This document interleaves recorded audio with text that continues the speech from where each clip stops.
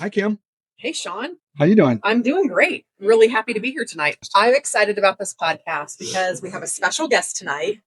Dan Duell, board member and treasurer, Yes. is here to join us. Guilty.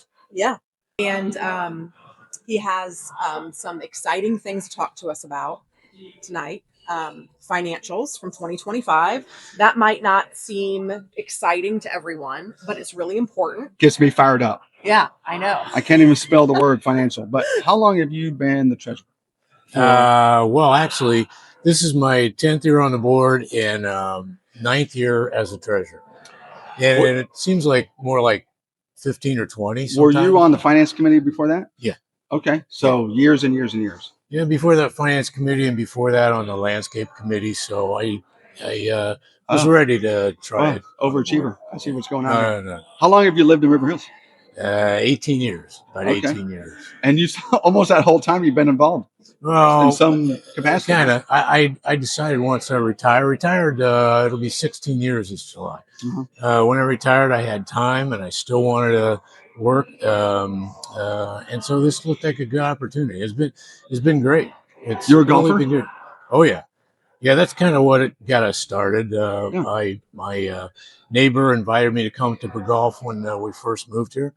And I got started and met a good bunch of guys, and it's a great place. No kidding. So you didn't golf before you lived here? Oh yeah, but when you're working, you don't golf much. That's true. Right. Okay. So by the time I retired, I go, I got to do something. Yeah. And the combination of golf and the HOA board has really taken up my time now. So it's good. It does. It's really good. And between us girls, like he works like 30 hours a week on this. Just neither here nor there. But since you're a golfer and you're a golfer and I'm a hacker, right? If you could give 2025 a scorecard, a golf scorecard, where are we at? Are we under par? Are we even? Are we breaking even? Where are we at? That's a really good question because this has been a tough course for a while, for a long time. And I'd say this year we came in under par. And that's saying a lot. We didn't have any big roadblocks, right? No hurricanes, no COVID, no big issues facing us. And the projects that have been going on for the last few years really helped deliver a good year on all fronts, on the HOA side and the amenity side both. So it's been an excellent year. I like under par. I've never seen under par. Well, except on the first hole, got a birdie and then nothing else after that. You and me too. We got a lot of guys that are trying to shoot their age, and I felt like this year, if it was me, I shot my age this year on this course. It's been really good. Oh, 59. Yeah, 59. Very good. So from like a state of the greens perspective, can you illustrate just a couple areas of our financials that really kind of jump out? I'd say number one for me is the HOA really delivered this year on their side. These numbers are preliminary until the audit's complete, right? When is the audit complete? The audit's started about a week ago. We have external auditors that come to both areas, HOA and the amenities. So we're not signing our own scorecard. No. Oh, okay. No, it's a legal requirement that we get audited every single year, and those results are posted on the website when they're complete. It sometimes can take 3 months or more, 2 or 3 months for them to completely get through. Okay. It's a big deal. We have two divisions, two different financial systems. The only time they get put together is by the auditors. They put them together. That's the only time you see those results. It generates our tax returns and makes our results official. So it's a big job, but we don't do that ourselves. So very transparently. Very transparent. Our financials and our audit are posted onto the website. Yes, sure are. All right. Yep, and they are. So for starters, the HOA really had an excellent year. The preliminary number is calls for a surplus of about $82,000. And say that again. $82,000. So we have a surplus from last year. Yeah. So when that becomes official at the end of audit, that surplus will be put into the reserve fund. that's one reason why our maintenance fees are not going up this year. Could you, real quick, let me get in here real quick. Can you explain for our listeners high level difference between reserve, operating, and why? Reserve fund, we have a company come out here called Reserve Advisors. They look at the assets for the whole HOA. In other words, the roads, the fences, the trees, the sidewalk, everything. And they tell you what you should have in reserve for the next 30 years. They look at it. We schedule paving on I think it's an 18-year cycle. Right. And they look at all that stuff and they say, so at the end of this year, you should have, let's say, $800,000, for example, because you're going to do your paving so much this year. You're going to do redo all your monuments 5 years from now. So over the course of 32, you don't want to get hit by a $3 million bill in 1 year. You need to have that all in a reserve fund, earning some interest while it's sitting there. They're, by the way, here right now. They come every 3 years, reset everything. It's not a budget. It's what you use as a guideline to have in your reserves. So when we do the budget, we look at what we have, what they say we're going to spend, and that tells us what part of our budget needs to go towards reserve funding. This year, we're going to have more than what they recommended, so we can back off of what we fund through our um, monthly assessments. And then Quarterly operating funds just in the year of execution, basically. It's that's everything that happens on the labor force, the maintenance, the utilities, the insurance, everything like that, and that's budgeted every year, and it doesn't vary very much. So it's fairly easy to look at the HOA budget, other than the reserves, and know what things are going to be. You know what the landscaping is one of the big expenses. That's on a 3-year contract, so you know exactly what it's going to be for 3 years, pretty much what it's going to be. One of the ways I like to think about reserves is replacement equals reserves. Right, that's good. A little shortcut to think about. That's excellent. And so one thing to consider too, the HOA has reserves. The club does not. When we bought the amenities, there is no reserve fund set up. That's why the projects are basically funded by that $25 a month from the community. Right. That operates as a reserve fund, but it's needed every year, right? There's no fund to go back to reach into. So, I think you said something important there about the $25 per month. So that is out of the fees we pay towards our HOA. $25 a month goes towards club operation. Yes, and that's strictly for projects. For example, their capital expenditures out of the club last year were about $360,000. That money goes to make sure that we have plenty of funds there to do those projects when they need to be spent. For example, we had 2 air conditioners go out this year, total of about $80,000. When they go, you have to have the money to do it. You can't say, well, I'll have that in September, right? So by having that come in every month, it's available. And it's really helped. It helps to manage things throughout the year. I'm looking at a list here. Okay. I mean, you know these because you gave them to me. But total revenue. Yeah, total revenue. The club set an all-time record of about $6.3 million. Yeah. That's substantially more than they've ever done before, more than budget. Put that together with HOA, and it reminds you this is a $8.5 million business, so it needs a lot of work. There's a lot of things that can go wrong. 2025 was a year when we were very lucky.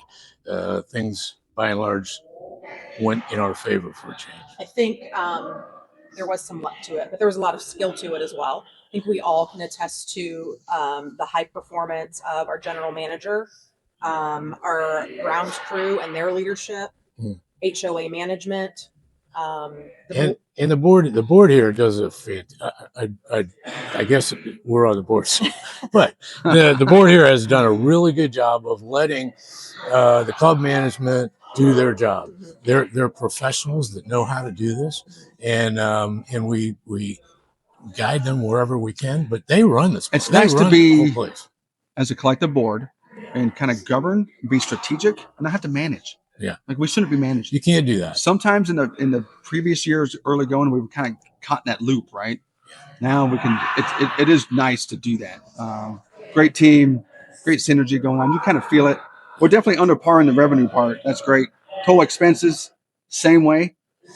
Expenses. We made a good bit of net profit and EBITDA last year, over $700,000 in EBITDA, which is really good. Of course, we have to throw that money right back into the business. 100%. A non-for-profit organization, that's what you do have to do. That's, I would really want to emphasize to listeners, residents, we have to put that.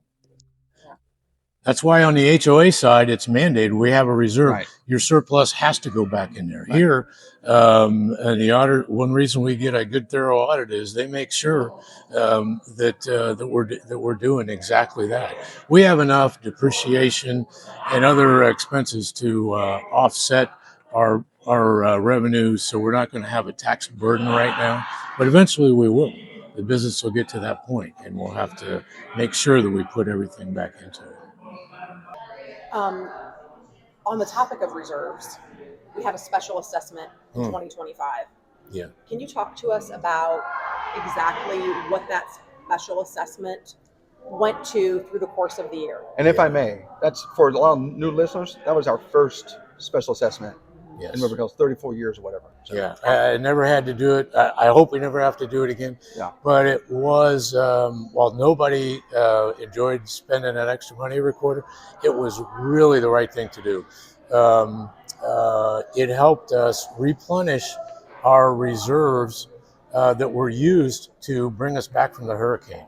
By the end of the year last year, our reserves were down to less than $300,000 because those bills come due. When you're cleaning the trees and cleaning the streets and doing all this stuff, the bills come due, you got to pay them. We use those reserves. Special assessment helped us replenish the reserves and make us put us in better shape for next year.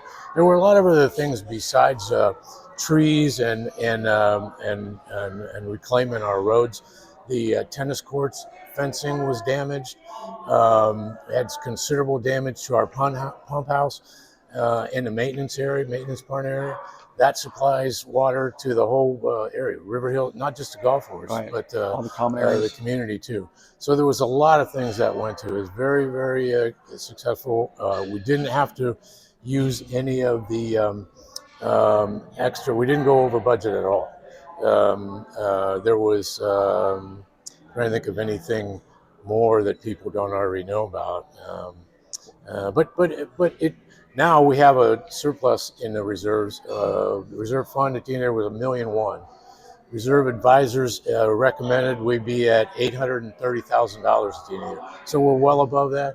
Again, like we said, that's why we did not have to increase our maintenance fees this year, and that's a good load off of everybody's back. Yeah. We had more of a load last year. We have less this Right. year. Back to Which normal. I think is Fantastic. telling. I mean, we've incurred as in all of our lives increased expenses, just naturally going up. So the Yeah. fact that we can maintain that for residents with the normal assessment, I think, is incredible. Because expenses certainly did go up. I mean, Yeah. utilities are going up, insurance is going up, but the reserve surplus that we have will help offset that and then keep it flat for this. So let me ask you this real quick, if I may. I might be beating it to it. The hurricane did a number on the course, the club grounds, the tennis courts. We tried to get pickleball going, if you recall. I can't remember the number from, let's just say, January 2025, like to now. What are those membership numbers, FTEs, et cetera? And then what do you attribute to that kind of growth? Because I know it's grown. It's due to the money that was spent out on the course leading up to the hurricane. If you'll remember, in 24, we were shut down most of the summer redoing the greens at a substantial expense, right?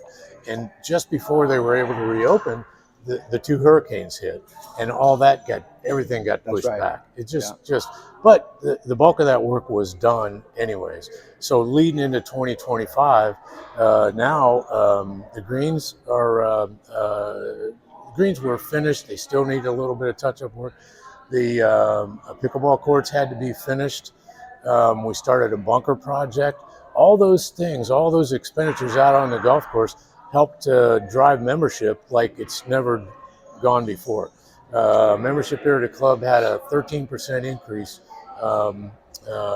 over the year over year, from December to December. And that includes churn, people who left. That's the overall growth That's number. a net increase. Yes. One of the numbers that they like to track is equivalent golf members, and that's taken the golf revenue from dues, regular golf, and GPS. GPS are a lot less, so you can't really count each member as a member.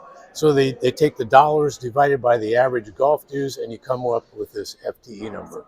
That number is now over 400, and you add that to the increased racket sports membership, and we have a total dues membership of almost 750 right now. 700, I think it was 749 at the end of the year. Yeah, That's pretty good. Yeah. Pretty good. But it's not the end. It takes them a lot of work to get to those numbers.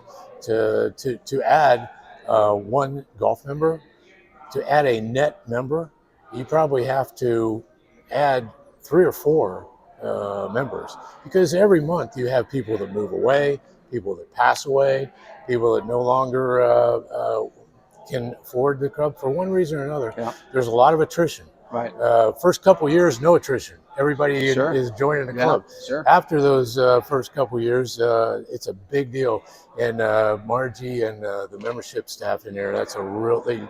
It's a real point of honor to look at, see how hard those folks work on it. And they'll be doing it again this year. If it ever warms up and we can Right. get back to normal, and they'll continue Yeah. that work. Has been cold and chilly. Well, another area people are always curious about is debt and debt reduction. Can you tell us a little bit about where that's at the end of 2025?